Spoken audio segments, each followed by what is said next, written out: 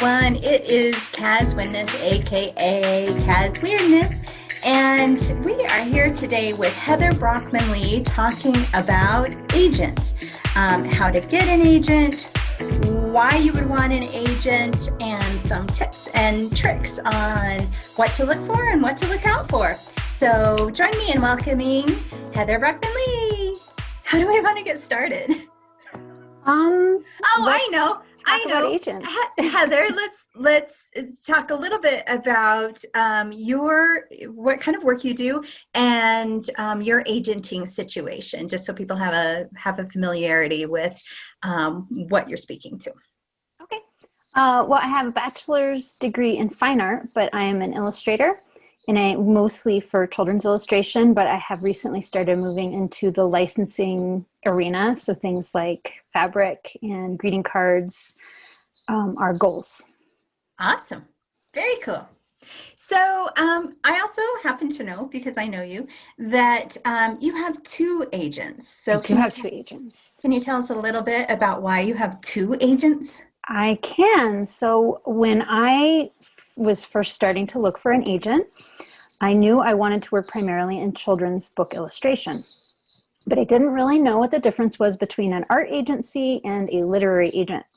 And it turns out it's a pretty big difference. I actually ended up with offers from literary agents and from one art agency.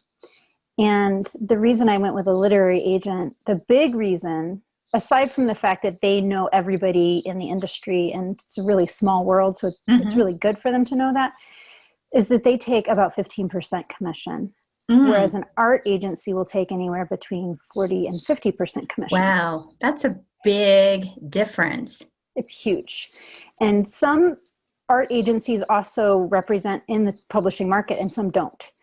$10,000 advance, an art agent might take $5,000, whereas a literary agent would take $1,500, right? Wow, that's a huge difference. I think that math is right. So if you feel like you are going to be doing more in terms of children's book, it behooves you to sign with a literary agent rather than signing with just art representation, because those numbers are so different. Now, is that why you have both a literary agent and a licensing agent? Yeah, that's right. And actually, I wasn't really sure if that's something that I could do.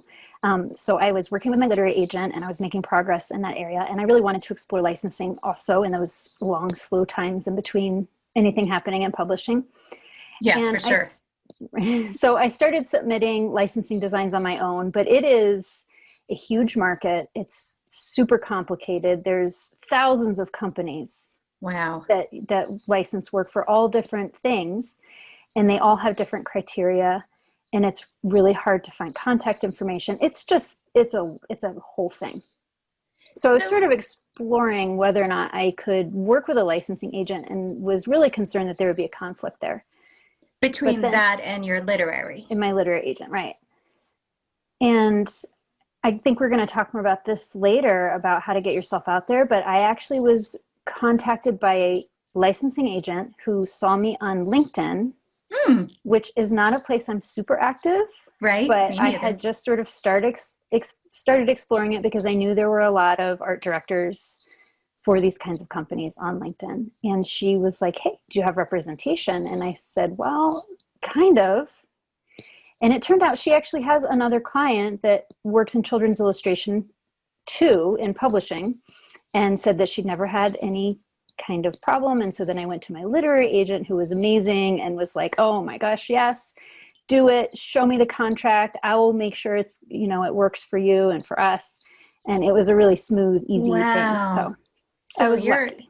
Your agent, your literary agent, actually supported you when it came to art licensing. Yes. That's awesome. That's very cool. Obviously, if I ever am lucky enough to illustrate a book that goes into like merchandising. Oh, right. Toys and other products. Then the literary agent would handle that, because that would be through. Interesting. Yeah. So there's some clause in the contract, I think, that she added for me. And both agents were lovely about it. So Perfect.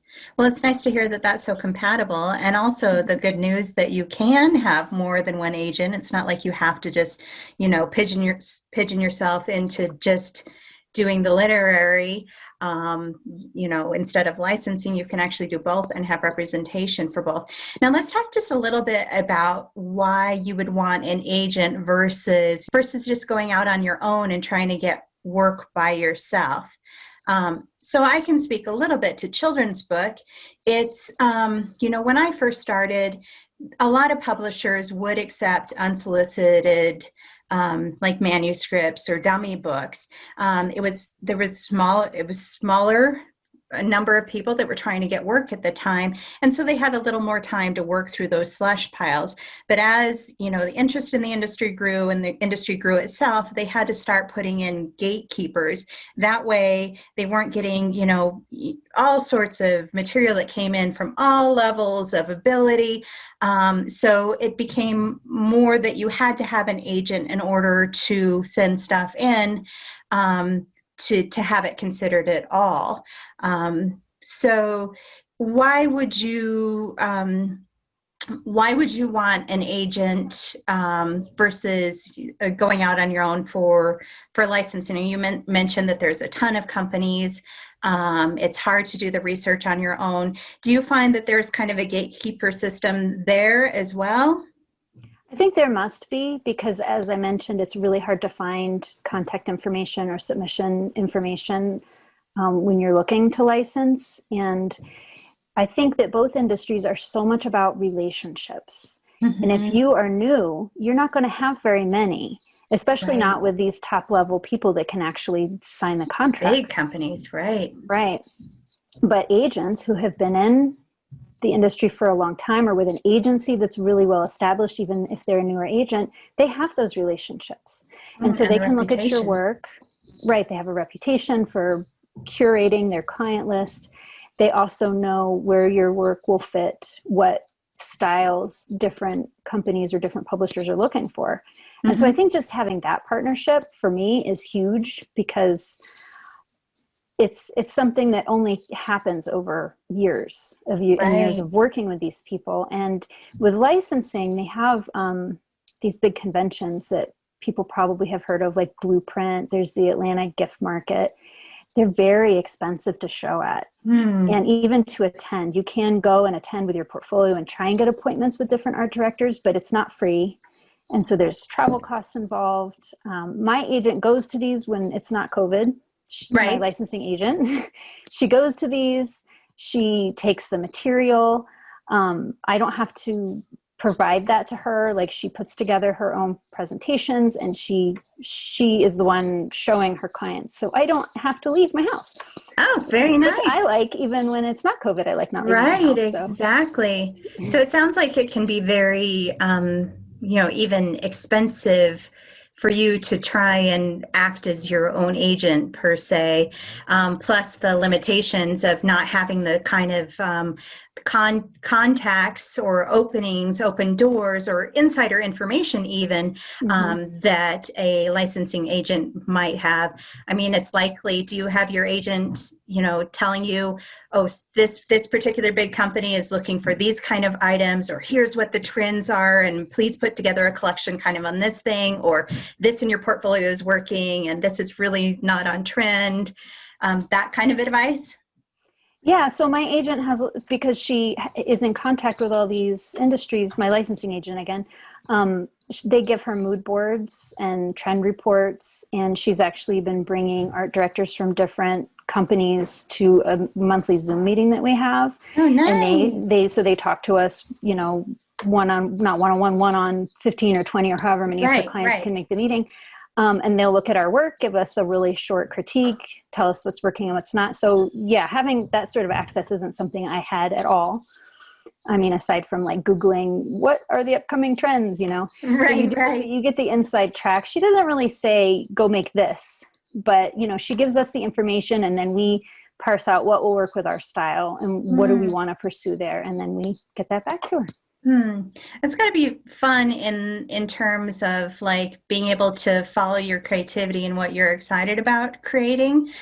Do you sort of have what the market is looking for in the back of your head? Will you sometimes cater what you're producing to kind of hit a trend, or, like we're both wearing holiday things, hit something like Christmas or collections that are appropriate for bigger holidays? Yeah, I think, no, I'm really new to licensing. So while I have some irons in the fire, I'm still waiting for the first contract to come through. Hmm. But I think if you are going to be making a lot of what is essentially spec work Yeah. that you are just making on speculation in the hope that someone will then pay you retroactively to have made that work, it's really smart to think about what's selling. And you don't want to have no voice and no style and just be copying trying to produce what you think they want. You need to stick with your style. But, for example, snowmen in like plaid hats are going to be a thing. Don't tell anybody. Well, I wouldn't do that. I wouldn't put it on a video and distribute that information. Don't put it on the internet. I like to draw snowmen and plaid, so that's something that's going to work for me. Whereas other upcoming trends, they don't work with my style, and I'm not going to try and force it. Right. That's very smart. And I think especially since you are working on spec, there's no guarantee of money. If you're not producing work that's really inspiring you, that you don't have a good time creating it while you're creating it, like, why are you spinning your wheels on that? Why would you do that? Absolutely. Perfect. So, we had mentioned that you found your licensing agent. Well, she found you through LinkedIn. How did you find your literary agent? So the literary agent I work with had a scout that was looking for illustrators and found me on Instagram. Oh, wow. Right. And so my two agents came from social media, which I don't think is like the norm. Most of my friends that are agented met their agents at conference. You met your agent at conference. Yeah, I met my agent at a SABWI conference in New York. Mm-hmm. And a lot of our Illustrator mutuals have met their agents in person at these SCBWI conferences for the most part. Yeah. I did get offers from agencies that I had submitted to through their submission process. One was the art agency I mentioned, and one was another literary agent. So in that case, I hadn't met them in person and they hadn't discovered me. But it's just, you have to find a way to get your work in front of the eyeballs of the people that you're interested in. And there's a lot of different avenues to that. Absolutely. So I think, being on the social media platforms where they are the most, where they're more likely to look at your work. So you mentioned Instagram and LinkedIn, and I know a lot of them are on Twitter. I don't know if people are actively looking for people to represent on Twitter, but I know at least for literary, that's where a lot of conversation is happening. That's where you start to make those kind of contacts. But also submitting, like doing your research, submitting to their website, whatever their submission requirements are. And also just getting a feel, don't you think, for who else they're representing, the kind of work that they like. My feeling is like, I want to find an agent that gets how to represent me. I don't want to find a twin of myself in their stable, whatever you want to call it. I don't want to be a twin horse. Yeah, because then they're just splitting their energy between me and the other person that works like me. But I want it to feel like a family. That tells me that they know how to represent someone that's kind of like me. They also have the kind of contacts that's going to get me work. And I know that we're going to have a compatibility as far as personality and aesthetic. We're going to agree on some things. Do you want to speak a little bit to that as far as like working arrangement, how your agent is a good fit? How did you, like when you went through sort of that interview conversation with your agent, how did you know that they were a good fit for you and vice versa? Oh, well, to speak to Twitter really quick. I'm going to pretend I'm in like a presidential debate and not answer the question asked. I do think that there are agents looking for writers and illustrators to represent on Twitter. There's a lot of these hashtag parties like PB Pitch, which is when you pitch your picture book and things like that. And I had actually formed a little bit of a relationship with one of the agents that ended up giving me an offer on Twitter before I submitted to her, which is great because if they see your work and they're like, I've seen this before and I liked it then, you have that much more of an in sort of in their brain. So definitely be on whatever social media platforms you're comfortable being on, because it can definitely be helpful. Awesome. As far as when you talk to them, there's a lot of questions that you should be asking, like, who else do you represent? Mm-hmm. Can I talk to any of them? Oh, nice. Which I did with both my agents. They were both wonderful about it. And what is your communication style? You know, do they want to make phone calls? Do they prefer email? Make sure that matches with you. It's not a huge deal, but it all just goes toward how compatible you're going to be. Plus, it's good to know. Like it's good to know, yes. If you're emailing and not responding, and you just don't know that if you made one phone call, they would pick up immediately and you'd have all your answers, then, you know, you've missed an opportunity to find out what really works for them and get it done quick. Right. It shouldn't be a deal killer, probably, unless they only communicate by carrier pigeon, but it is really good to know. You want to ask, where do you see my work? You know, do you have publishers or editors or art directors in mind already that you know would like my style? Or if it's licensing, you know, companies that work with this kind of style. Obviously, you want to go over the contract really well. Look at what the commission is. Look at the rights.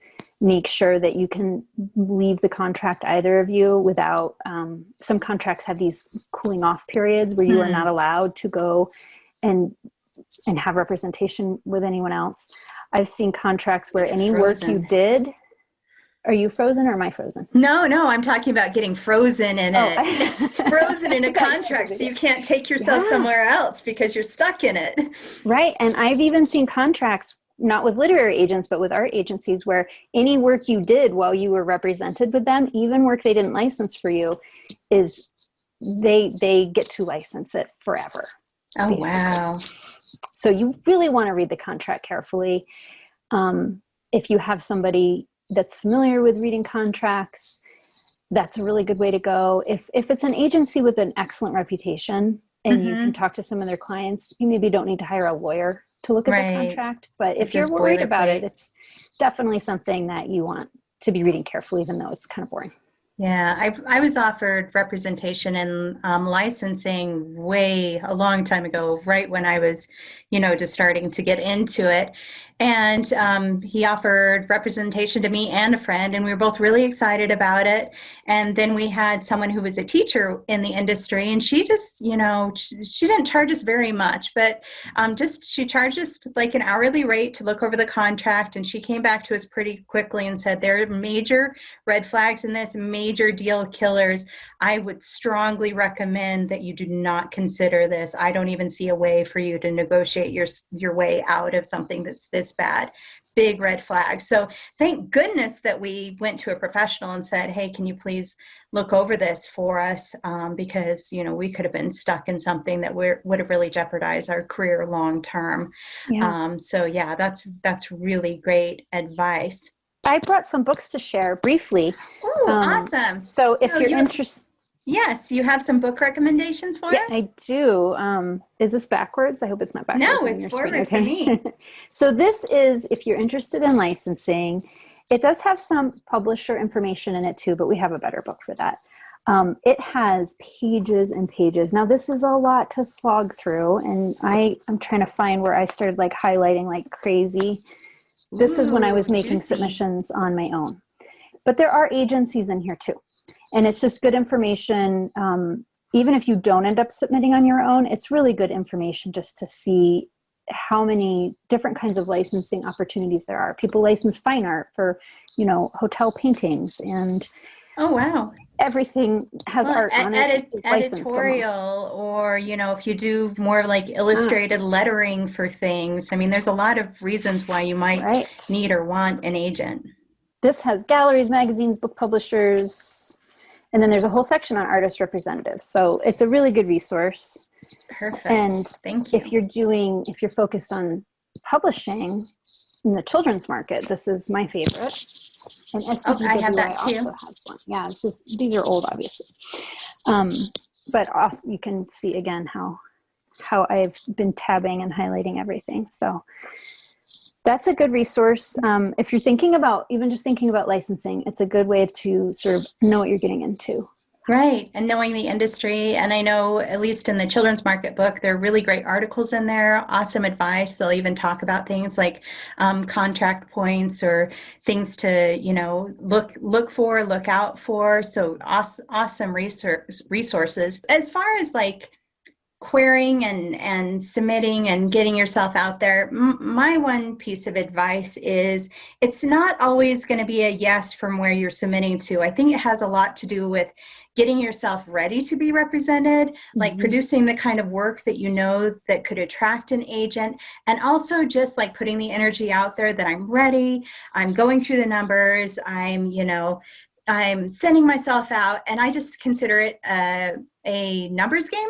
So, every single no I would get back, I would just cross off, okay, great, great, great, great, or take notes, if they gave me any feedback, that's always really helpful. And I knew that every no was one step closer to a yes. And the interesting thing was that my offer didn't come from any of my submissions. It came from, someone seeing my portfolio at a conference, but I really think it had a lot to do with me putting that right energy out into the world to say, I'm ready for this. I'm ready to pop on this. I just need someone to, it's like putting magnets out there. So you're just magnetizing yourself so the right thing gets attracted to you.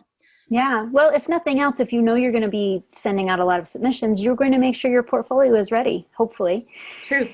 And if you're just hoping that someone will sort of discover you, while it happens, it doesn't happen until you have a really tight portfolio. You're showing a diverse subject matter. You're showing how strong your style is. Absolutely. And so if you know mentally that that's what you're going to be showing professionals that you want to work with, you're going to curate your best work.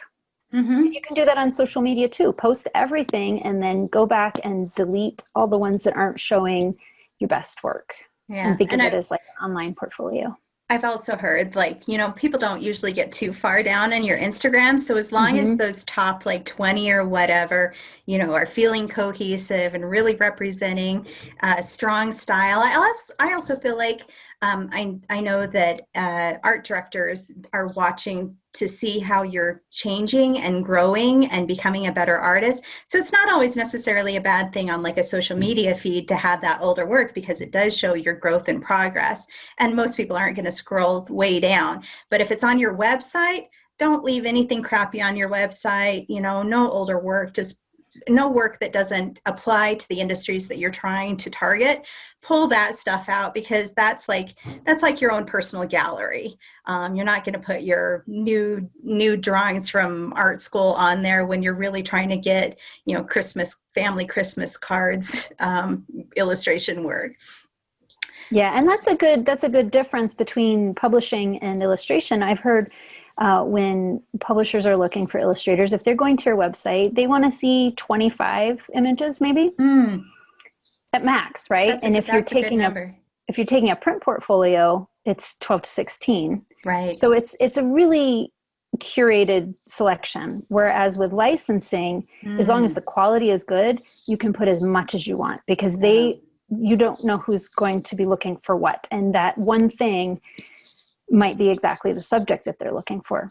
Wow, I think that's a really good point. And to keep those portfolios different. That's a mistake I made, was I was trying to do children's book and licensing. And so I tried to meet those styles in the middle. So I ended up with something that was too overly specific for licensing, too quirky and weird, and too generalized for children's book, for trade publishing. So I ended up shooting myself in the foot when I thought I was saving time. So just do them separate. Compartmentalize your brain a little bit. Sure would be great if one thing turned into licensing or the other thing turned into a book. That's fine, but approach them from different angles for style for those particular industries, and keep them organized so it's not all mushed together and someone's going to look to sign you and they don't know what is what on your portfolio. Organization is king. Yeah, really important. Awesome. Well, I think that was wonderful information on agenting, lots of great tips. And I just want to thank you, Heather, so much for joining us and sharing your expertise and insider tips and know-how on Thank you. agenting. And Merry Christmas. Yeah, are we going to address why we are wearing Christmas Oh, clothes right should now? we? Yeah, it's not exactly Christmas. No, It's coming around the yeah, pike or whatever. You can hear the jingle bells in the distance. I think I hear the clip clop of little reindeer feet coming through my front door and asking for a donut. I hope they're masked. Yeah, I hope they're masked too. Yes. So licensing your big holidays, very popular Christmas, For sure. Halloween. And you never know, like every industry is going to be looking for Christmas at a different time. So some industries Right. might be looking for Christmas in July, some in December, some in January.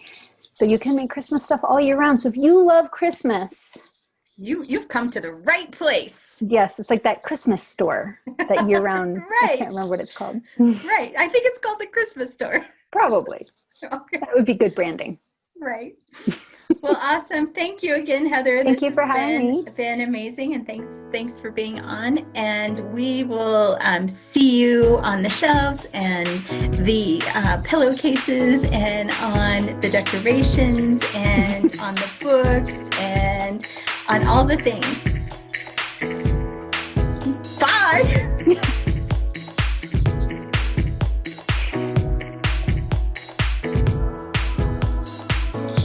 That's why they had curtains in the old days, so people would know when the show was over. Something would just like. There's got to be some kind of curtain graphic you could swoosh, right?